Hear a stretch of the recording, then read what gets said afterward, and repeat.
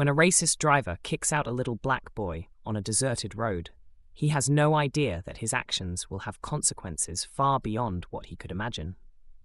What happens next will challenge perceptions of justice and resilience, forcing a town to confront its deepest prejudices.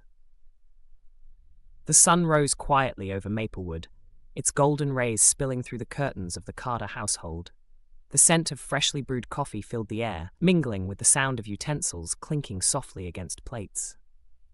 In the kitchen, Victoria Carter moved with calm precision. Her tailored blazer fit snugly over her shoulders, a symbol of her authority as Maplewood's first black mayor. Yet as she packed a lunch for her 12-year-old son Elijah, her expression softened. For all her confidence and composure in public, moments like these reminded her of the love and responsibility that anchored her. Elijah sat at the table, stirring his cereal absent-mindedly. His wide brown eyes, usually bright and curious, were downcast. Victoria placed a firm but gentle hand on his shoulder. "You need your strength, Elijah.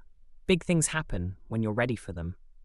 Elijah glanced up, his voice barely above a whisper. "Do you think people hate us because of who we are?" His words hung in the air, heavy and unexpected. Victoria froze for a moment, caught off guard by the vulnerability in her son's question. She crouched beside him, meeting his gaze directly. "Why would you ask that?" she said gently. Elijah shrugged, his spoon clinking against the bowl. "It's just, at school, some kids act like I'm different. They talk about you, about the things you're doing as mayor, and sometimes it feels like they hate me because of it." Victoria's eyes softened. She knew her position would bring challenges for her family, but hearing it from her son stung in a way nothing else could. "Elijah," she began, her voice steady but kind, "change scares people. When they see someone standing up for what's right, it makes them uncomfortable. But that doesn't mean you're doing something wrong. It means you're doing something important." Elijah tried to smile, but it didn't quite reach his eyes. He nodded silently, picking up his backpack as the familiar rumble of the school bus approached. Victoria watched him go with a mix of pride and concern. She wanted to shield him from the ugliness of the world, but she also knew he was stronger than he realized. The bus screeched to a halt in front of their house, and its doors hissed open. The driver, Henry Kelsey, barely acknowledged Elijah as he climbed aboard. A grizzled man with a perpetual scowl, Henry was known for his abrasive demeanor. Elijah kept his head down, sliding into an empty seat near the middle. The bus was filled with chatter, but as he passed, the noise dipped slightly, a subtle acknowledgement of his presence. Henry's eyes flicked to the rearview mirror, catching sight of Elijah. A sneer tugged at the corners of his mouth, but he said nothing.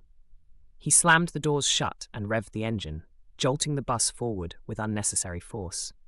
Elijah stared out the window, trying to ignore the uneasy knot in his stomach. As the bus rumbled through town, Henry's voice cut through the din. "Looks like royalty decided to join us today," he muttered, loud enough for everyone to hear. A few kids stifled laughter, while others exchanged uncomfortable glances. Elijah's cheeks burned, but he kept his eyes fixed on the passing streets. The ride to school was uneventful apart from Henry's pointed remarks, but the tension lingered. By the time Elijah stepped off the bus, his shoulders were slumped under the weight of the morning's humiliation. He hurried into the building, avoiding the stares of his classmates. The school day dragged on, and Elijah did his best to stay invisible. By the time the final bell rang, he dreaded the thought of getting back on the bus. The afternoon ride home was no better. Henry's comments grew sharper, his disdain more palpable. "Bet your mama tells you how to tie your shoes too," he sneered at one point. Elijah clenched his fists, biting back the tears that threatened to spill. When the bus finally reached his stop, Elijah bolted out the door without a word. His legs carried him home as fast as they could, his heart pounding with anger and shame. Victoria was waiting for him at the door, her smile fading as she noticed his expression. "How was school?" she asked. "It was fine," Elijah mumbled, brushing past her. Victoria frowned but decided not to press. She watched him retreat to his room, her heart heavy with unspoken worry. That evening, as the house grew quiet, she resolved to talk to him. But for now, she let him have his space, unaware of the storm brewing just beyond their walls. The next morning, Elijah stood at the curb, his backpack slung over one shoulder. The air felt heavy, the sky overcast with thick clouds. He stared down the road, bracing himself for the bus's arrival. When it finally appeared, its engine groaning like an unwelcome reminder, he hesitated before stepping aboard. Henry greeted him with the same sneer, his gruff voice dripping with mockery. "Back for more, huh?" Elijah ignored him, sliding into his usual seat and clutching his backpack tightly. He pressed his forehead against the cool glass of the window, willing the ride to be over. The bus rattled along the uneven streets, its atmosphere tense and suffocating. Henry's jabs grew bolder, each word cutting deeper than the last. "Must be nice having a mom who bosses everyone around. Maybe she can teach you to sit still for once." Elijah's chest tightened, but he refused to give Henry the satisfaction of a reaction. He stared out the window, his grip on his backpack tightening until his knuckles turned white. The bus turned onto a deserted stretch of road, the city's bustling streets giving way to empty fields and dense woods. Suddenly, Henry slammed on the brakes, throwing everyone forward. Confused murmurs rippled through the bus as students exchanged uneasy glances. "You!" Henry barked, his voice sharp enough to cut through the silence.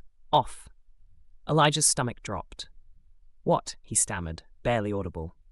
"I said off," Henry repeated, his voice rising. "Think you're too good for this bus? Fine. You can walk the rest of the way." The bus fell silent, the weight of Henry's words pressing down on everyone. Elijah looked around for help, but no one spoke up. The students avoided his gaze, their faces a mix of pity and fear. "You can't do that," Elijah managed, his voice trembling. "It's against the rules." Henry leaned closer, his eyes narrowing. "I make the rules, kid. Now get off my bus." Elijah stayed frozen in his seat, his body refusing to move. Henry's glare hardened, and he pointed toward the door. "Last chance." Slowly, Elijah stood, his legs shaking as he made his way to the front.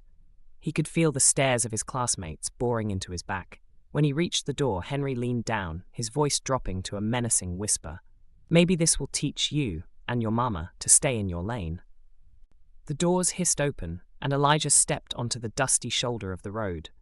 The bus doors slammed shut behind him, and its engine roared back to life, leaving him alone in the middle of nowhere.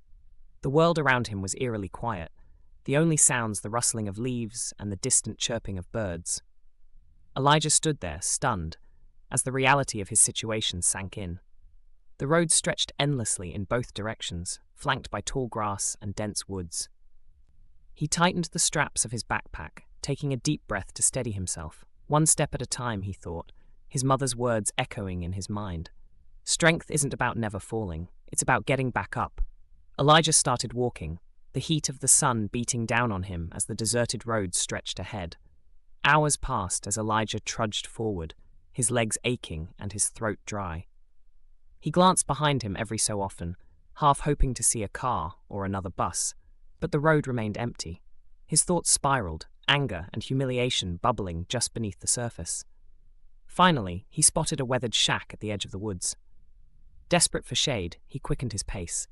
As he approached, a tall, gaunt man emerged from the shadows. Elijah froze, his breath catching in his throat. "You look lost," the man said, his voice rough but not unkind. Elijah hesitated, his instincts urging caution. "I need to get home," he said finally. The man nodded, pulling a battered water bottle from his pack. "Take this, you'll need it." Elijah accepted the bottle with trembling hands, drinking deeply. The cool water soothed his parched throat, reviving his spirit. He mumbled a thank you before continuing on, the stranger's presence fading into the background. When Elijah finally reached home, his legs trembling and his feet dragging, Victoria was waiting for him. Her face twisted with concern as she took in his disheveled appearance. "Elijah," she said, her voice laced with worry. "What happened?" He hesitated, the weight of the day pressing down on him. "The bus driver," he said finally, his voice breaking. "He made me get off." Victoria's expression darkened, her concern turning to anger. "He what?" The next day, Victoria stormed into the school's administrative building, demanding answers. Principal Ross listened with growing alarm as she recounted what had happened. An investigation was launched, and Henry Kelsey was suspended pending its outcome. Word of the incident spread quickly through Maplewood, sparking heated debates among parents and community members. Some praised Victoria's actions, while others accused her of using her position for personal gain. But Victoria remained steadfast, determined to hold Henry accountable. When the school board convened to discuss the findings, the room was packed.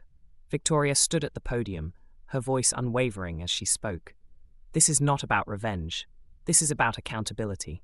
No child should ever feel unsafe in our community." The board voted unanimously to terminate Henry's employment. Victoria's fight didn't end there. She implemented new safety measures across the district, ensuring no other child would endure what Elijah had. As the weeks passed, Elijah found himself slowly healing. The support from his mother and the community reminded him that he wasn't alone. Together, they had faced adversity and emerged stronger, their resilience a testament to the power of standing up for what's right.